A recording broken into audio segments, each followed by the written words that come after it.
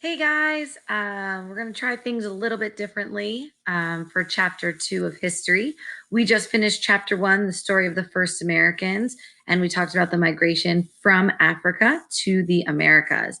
And so now we're going to dive into chapter 2, and we're going to run this a little bit differently. Instead of me teaching you live during class, you're going to watch a video every day.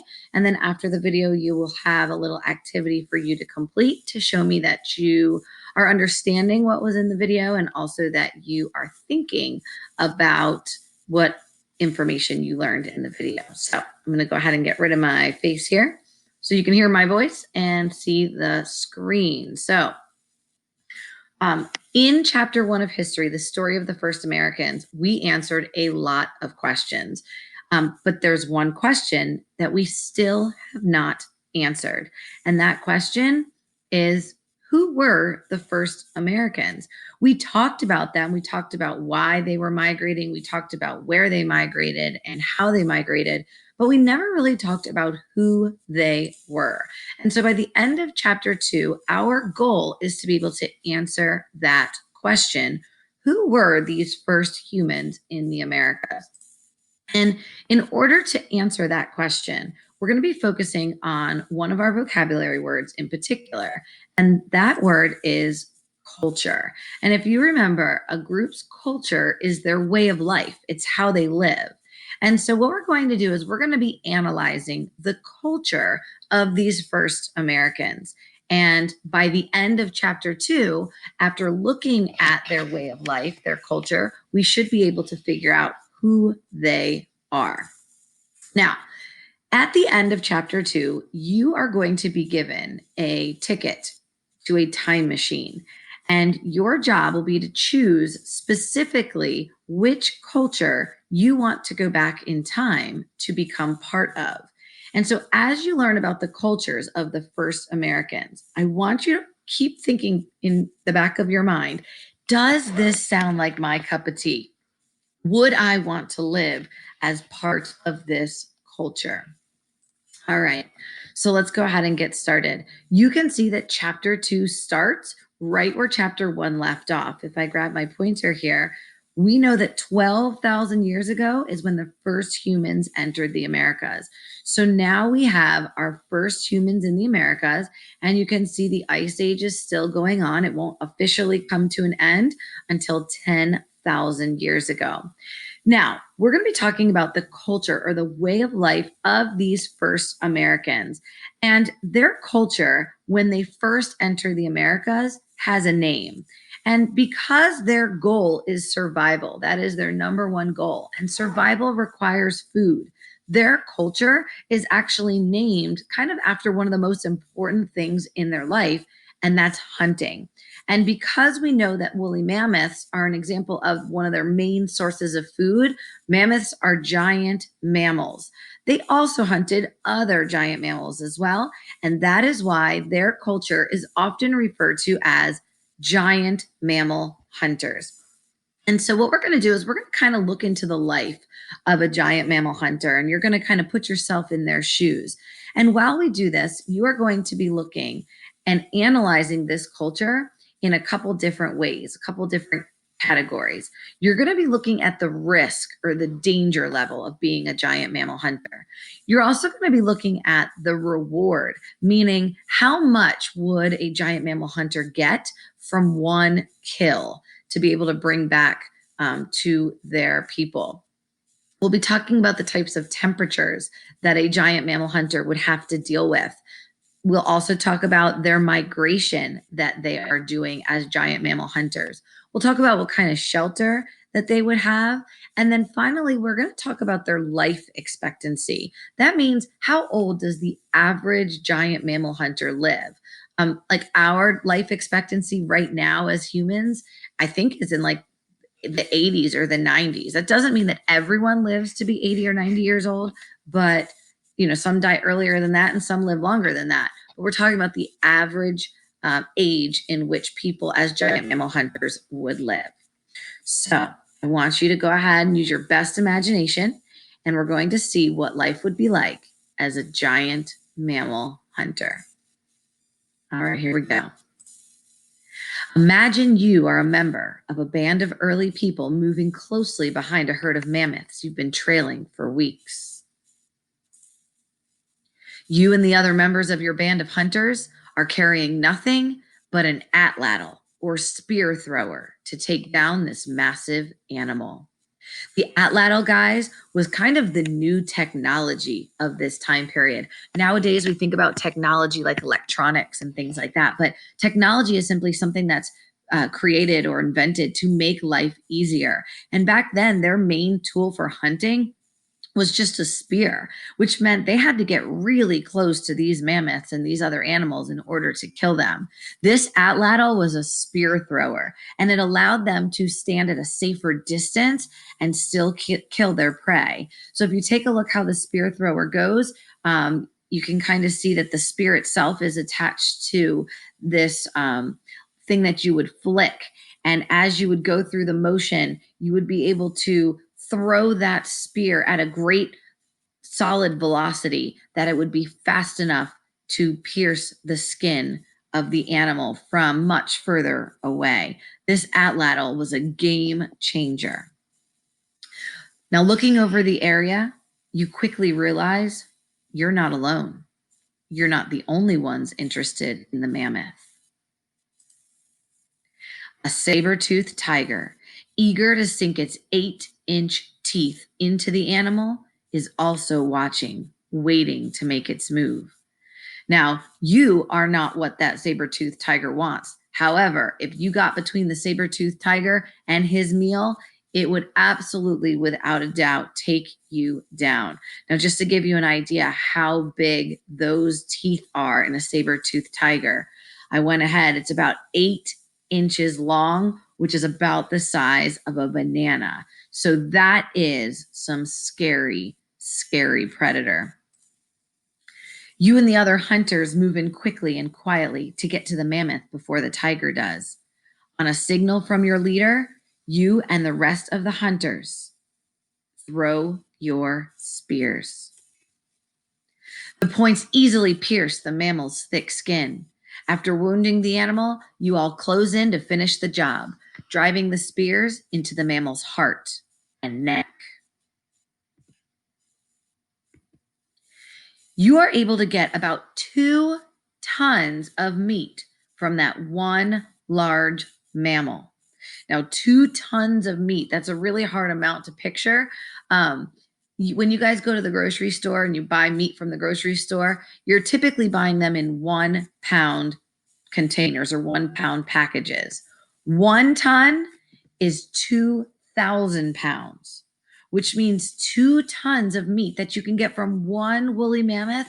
Guys, that is 4,000 pounds of meat. That would be enough meat to feed your band for between 3 to 6 months. So while it is extremely dangerous to hunt a woolly mammoth, you don't have to hunt one every day. You can hunt, and when you get one, you have enough meat to last for quite a long time, 3 to 6 months. And to make sure that that meat stays, much of the meat gets dried and saved for later. It's the moisture inside of meat that makes it rot. And so you can see in that picture there, what they would do is they would smoke the meat, and that gets all the moisture out. And essentially what they're doing there is they're creating mammoth jerky, kind of like you maybe eating some beef jerky. But you're not only going to get the meat from that mammoth. Every part of that mammoth will go to good use. The hide or the skin will be used to make clothing and shelters. The bones will become tools and weapons. Even the stomach lining gets used. And I have heard that they would use the tendons, the things that connect muscles, as thread when they're trying to make their clothing and shelters. Every piece of that mammoth gets put to good use. Now, we're going to go ahead and analyze this culture. And as we do, I want you to be thinking in the back of your head, does this sound like the type of life I would want to live in? Because again, eventually you're going to have to go back in time and live as one of these cultures. Now, you're not really going to have to go back in time, so don't you worry, but for pretend. So as I'm going through these, decide, does this sound good to you or does this sound bad to you? So again, we're going to analyze the risk or the danger, the reward, the amount we get from one kill, the temperatures that giant mammal hunters had to deal with, how much migration they did and what type of migration. That would affect their shelter that they would live in. And of course, we'll find out their average life expectancy. Now, let's start by talking about risk, danger. In terms of the risk level between low, medium, and high, it is definitely a high risk lifestyle for many reasons. First of all, during the Ice Age, there was a whole different set of animals that existed, some giant Ice Age predators. We, of course, have our saber-toothed tiger. You wouldn't want to get in front of one of those.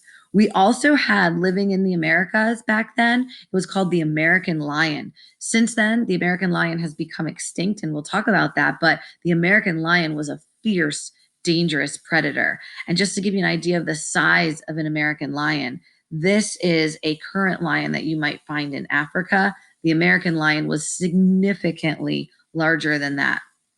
Back at the time of the Ice Age, we also had an animal called a short-faced bear. Now, even though it's called a short-faced bear, it is by no means short. You can see how giant the short-faced bear was. And to give you some perspective, a grizzly bear and a polar bear are nothing compared to the size of a short-faced bear.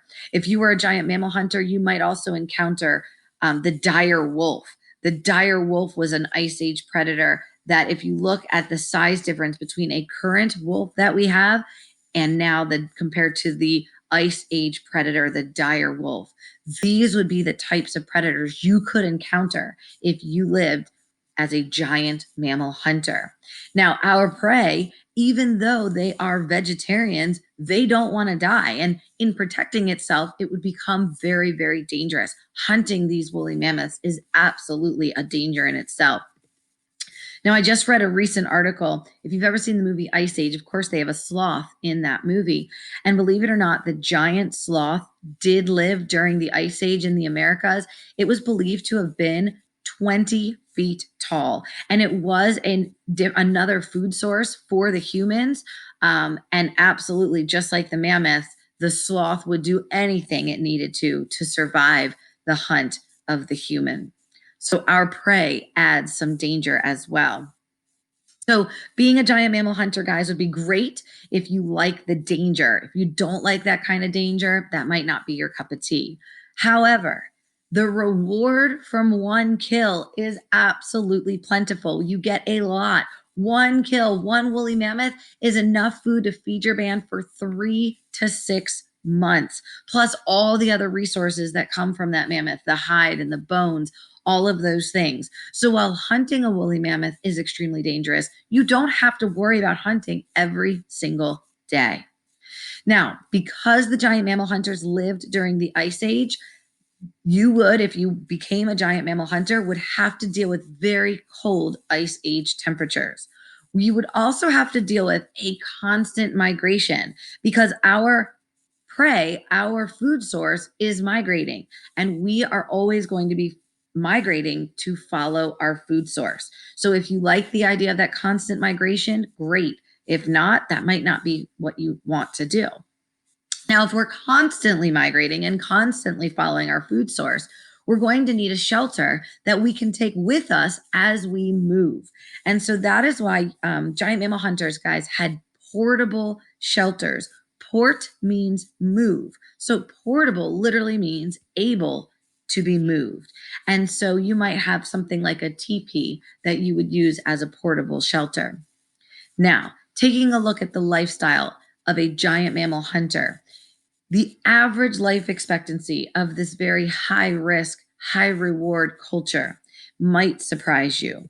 The average life expectancy, guys, was only between like 20 and 30 years. One, that danger played a huge role into that low number.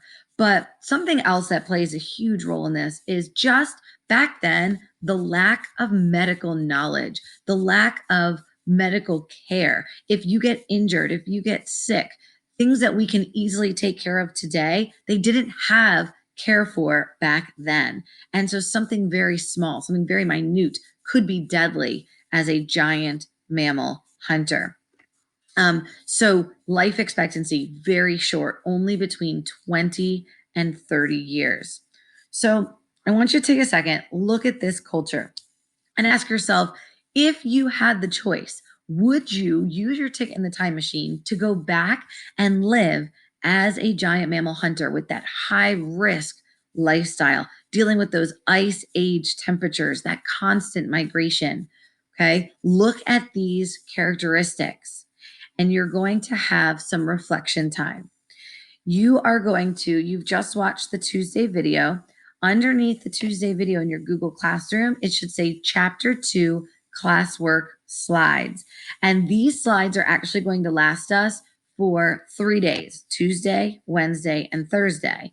You're going to turn in your work each day and I'll return it to you. So what you're going to do is you're going to go into your classwork slides and you're going to go through the slides, making sure that you're reading the directions. And ultimately, guys, you are going to give me one pro of being a giant mammal hunter and one con of being a giant mammal hunter. Pro means positive, con means negative. And so again, you'll see the directions in there. It'll say after each video, complete the pros and cons slide for each culture. Now today, I only introduced the giant mammal hunter culture, but each day I will be introducing a different culture to you. Now, I said give me one pro and one con. You can give me at least one pro and one con. If you have more than one, feel free to add more, but you can't give me less than one. All right.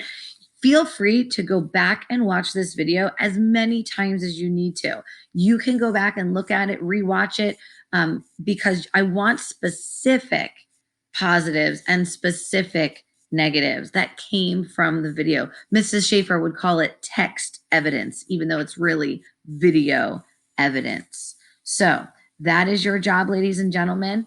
It does tell you, I'll go back here, it does tell you when you're going through the slides to stop and turn in that video. So, turn in that assignment. So you will go through here and you will see the directions. You will be reminded of what we're talking about. This is the slide you're going to complete.